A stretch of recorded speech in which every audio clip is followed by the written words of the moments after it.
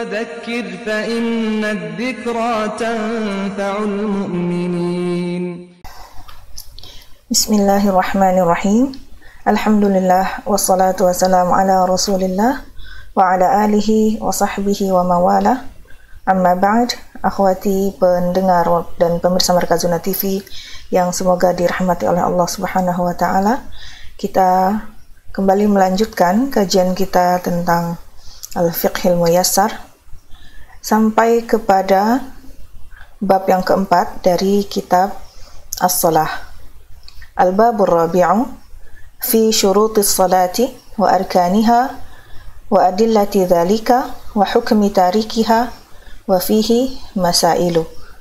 Bab yang keempat tentang syarat-syarat salat dan rukun-rukunnya dan dalil-dalil itu dan hukum orang yang meninggalkannya.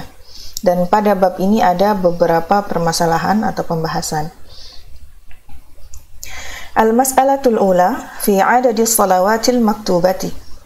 Yang permasalahan yang pertama adalah tentang jumlah dari salat-salat yang diwajibkan.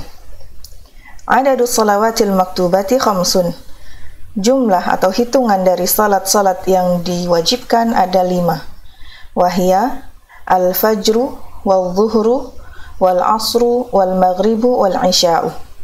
Dan yang kelima itu adalah salat fajar, salat zuhur, salat asar dan salat maghrib dan salat isya.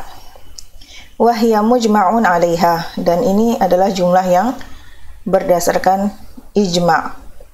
Wa qad dalla 'ala dzalika haditsu Talhata ibni Ubaidillah anna a'rabiyyan qala.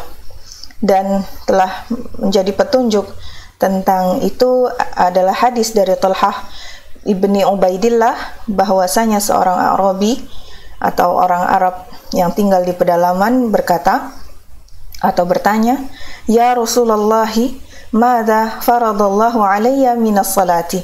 Wahai Rasulullah, apa yang Allah wajibkan untukku dari salat, atau salat apa yang Allah wajibkan atasku? Qala, Rasulullah sallallahu alaihi wasallam menjawab, khamsu salawatin fil yaumi wal lailati. Al-hadis. 5 kali salat pada sehari semalam. Wa haditsu Anas radhiyallahu anhu fi qissati rajuli min ahli al-badiyati. Dan hadis Anas radhiyallahu anhu tentang kisah seorang laki-laki dari penduduk Badiah, pinggiran kota seperti padang pasir atau perkebunan. Wa qauluhu lin nabi sallallahu alaihi wasallam, dan perkataannya kepada Nabi sallallahu alaihi wasallam, wa za'ama rasuluka anna alaina khamsa salawatin fi yaumina wa lailatina. Qala sallallahu alaihi wasallam, sadaqa. Al-hadis. Orang yang tinggal di Badiah tersebut mengatakan, Rasulmu atau utusan engkau telah beranggapan atau mengklaim bahwasanya wajib atas kami untuk melaksanakan 5 kali salat dalam sehari dan semalam. Maka Rasulullah mengatakan, shadaqa, iya benar. Al-mas'alatu tsaniyatu 'ala man tajibu. Masalah yang kedua adalah atas siapa ia diwajibkan. Tajibu 'alal muslimil balighil aqili. Salat itu wajib atas seorang muslim yang baligh, mencapai usia baligh dan berakal. Ghairil haidhi wan nufasa'i, yang tidak haid dan tidak nifas. Wa yu'maru biha as-sabiyyu idza balagha 7 sinina. Dan diperintahkan untuk melaksanakannya seorang anak kecil jika ia telah mencapai usia 7 tahun. Wa yudrabu 'alaiha li'10, dan ia dipukul jika meninggalkannya ketika ia telah mencapai usia 10 tahun. Wali hadisi rufi'al qalamu an thalathatin, dan berdasarkan hadis telah diangkat kolam atau pena dari 3 orang. Fadzukira minha, dan disebutkan di antara 3 itu adalah wa anis sabiyyi hatta yahtalima, atas seorang anak kecil hingga ia mengalami mimpi. Wali qawlihi, dan berdasarkan hadis Nabi sallallahu alaihi wasallam, Muru auladakum bis-salati li 7 wadribuhum 'alaiha li 10 wa farriqu bainahum fil madaji'i. Perintahkanlah anak-anak kalian untuk melaksanakan salat ketika ia mencapai 7 tahun. Wadribuhum, dan pukullah mereka ketika meninggalkan salat ketika mereka mencapai usia 10 tahun. Wa farriqu bainahum, dan pisahkanlah antara mereka di tempat-tempat tidur. Al-mas'alatu tsalitsatu fi syurutiha. Permasalahan yang ketiga adalah tentang syarat-syaratnya. Wa syurutuha tis'atun, dan syarat-syaratnya ada 9. Al-awwalu al-islamu fala tasihhu min kafirin li butlani amalihi. Yang pertama adalah Islam. Tidak dibenarkan salat atau tidak sah salat dari seorang yang kafir dikarenakan amalnya batal amalnya, tidak diterima.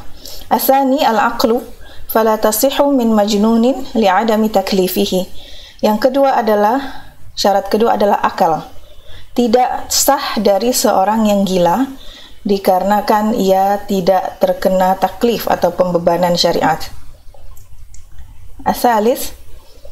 Asalisu al-bulughu. Yang ketiga adalah baligh. Fala tajibu 'ala as-sabiyyi hatta yablugha walakin yu'maru biha li 7 wa yudrabu 'alaiha li 10. Tidak wajib atas seorang anak kecil hingga ia mencapai usia baligh. Akan tetapi ia diperintahkan untuk melaksanakannya ketika berusia 7 tahun dan ia dipukul ketika meninggalkannya jika ia berusia 10 tahun. Li hadisi, berdasarkan hadis, muru auladakum bisalati li 7. Perintahkan anak-anak kalian untuk melaksanakan salat ketika usia 7 tahun.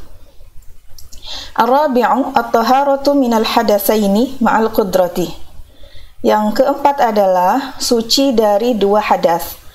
Al-hadatsul akbar wal hadatsu al-asghar. Hadas besar yang mewajibkan mandi atau hadas kecil yang mewajibkan wudu ma'al qudrah, disertai dengan kemampuan untuk melaksanakannya. Liqaulihi, berdasarkan hadis sallallahu alaihi wasallam, fi hadis Ibnu Umar, dari hadis Ibnu Umar, la yaqbalullahu salatan bighairi tahurin. Allah tidak menerima satu salat tanpa suci. Al-khamisu dukhulul waqti lis-salatil muaqqatati. Masuknya waktu untuk salat-salat yang telah ditentukan waktunya. Biqaulihi ta'ala, berdasarkan firman Allah Ta'ala, innas salata kanat 'alal mu'minina kitaban mawquta. Sesungguhnya salat itu atas orang-orang yang beriman adalah suatu kewajiban yang ditentukan waktunya. Wali hadisi Jibril hina amman nabiyya sallallahu alaihi wasallam bis salawatil khamsi. Dan berdasarkan hadis Jibril ketika ia mengimami Nabi sallallahu alaihi wasallam pada salat yang 5 waktu. Summa qala, kemudian ia berkata, ma baina hadainil waqtaini waqtun. Di antara 2 waktu ini ada waktu. Fala tasihhu salatu qabla dukhuli waqtiha wala ba'da khurujihi illa li'udhrin. Tidak sah salat sebelum masuk waktunya dan tidak juga setelah keluar waktunya kecuali dikarenakan ada uzur. As-sadisu satrul aurati ma'al qudrati bi syai'in la yasiful basyarata. Menutup aurat dengan disertai kemampuan untuk melaksanakannya dengan sesuatu yang tidak mensifati atau tidak menggambarkan kulit. Liqaulihi ta'ala, berdasarkan firman Allah Ta'ala, ya bani Adam khudhu zinatakum 'inda kulli masjid. Wahai anak-anak Adam, pakailah perhiasan-perhiasan kalian ketika hendak pergi ke masjid. Wa qaulihi, dan berdasarkan hadis sallallahu alaihi wasallam, la yaqbalullahu salata haidin illa bi khimarin. Allah tidak menerima salat orang wanita yang telah mengalami haid kecuali dengan menggunakan khimar, menutup kepala. Wa auratu rajulil balighi ma baina surrati wa rukbati. Dan aurat seorang laki-laki yang telah baligh itu antara pusar dan lututnya. Berdasarkan hadis sallallahu alaihi wasallam kepada Jabir radhiyallahu anhu, "Idza shallaita fi thawbin wahidin fa in kana wasi'an faltahif bihi." Jika engkau salat dengan menggunakan satu kain atau satu pakaian, maka jika ia lebar atau luas, maka bertutuplah dengannya. Maksudnya bagian atas tubuh dan bagian bawah dari tubuhnya bertutuplah dengan kain tersebut. Wa in kana dayyiqan fattazir bihi. Dan jika pakaian atau kain itu sempit, maka berizarlah dengannya, bersarunglah dengannya. Maksudnya menutupi bagian bawah tubuhnya dari pusar hingga ke bawah lutut. Wal aula wal afdalu an yaj'ala ala atiqihi syai'an minas thiyabi. Dan yang lebih utama dan lebih baik adalah ia menjadikan di atas atau meletakkan di atas pundaknya sesuatu dari bagian kain atau pakaian tersebut. Li'anna nabiyah, dikarenakan Nabi sallallahu alaihi wasallam naha rajula an yusalliya fi thawbi laisa ala atiqihi minhu syai'un. Nabi melarang seorang laki-laki untuk salat dengan pakaian yang tidak ada di atas pundaknya itu sedikit pun dari pakaian itu. Wal mar'atu kulluha auratun illa wajhaha wa kaffaiha. Sedangkan seorang wanita seluruhnya adalah aurat kecuali wajahnya dan telapak tangannya, kedua telapak tangannya. Illa idza shallat amamal ajanibi. Kecuali jika ia salat di depan orang-orang asing, orang-orang ajanib. Ajnabi ay ghairil maharimi. Maksudnya yang bukan mahram. Fa innaha tughatti kulla syai'in. Maka ia menutup atau haruslah menutupi seluruh tubuhnya. Liqaulihi, berdasarkan hadis sallallahu alaihi wasallam, al-mar'atu auratun. Seorang wanita itu aurat. Wa qaulihi, dan hadisnya sallallahu alaihi wasallam, la yaqbalullahu salata haidin illa bi khimarin. Allah tidak menerima salatnya wanita yang telah mengalami haid kecuali dengan menggunakan khimar. As-sabi'u ijtinabun najasati fi badanihi wa thawbihi wa buq'atihi ay makani salatihi. Menjauhi atau menghindari najis dari badannya dan pakaiannya dan buk'ahnya, maksudnya tempat sholatnya, ma'al qudrah, disertai dengan kemampuan.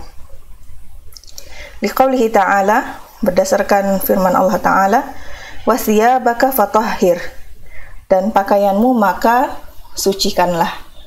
Dan berdasarkan hadis Nabi, wa qaulihi sallallahu alaihi wasallam, tanazzahu 'anil bauli fa inna 'amata 'adzabil qabri minhu. Berbersih dirilah atau menghindarlah dari kencing, sesungguhnya umumnya azab kubur adalah disebabkan kencing tersebut. Waliqaulihi, dan berdasarkan hadisnya sallallahu alaihi wasallam, li asma'a fi damil haidhi yusibu thawbah, tentang darah haid yang mengenai pakaian. Tahuttuhu thumma taqrusuhu bil ma'i thumma tandahuhu thumma tusalli fihi.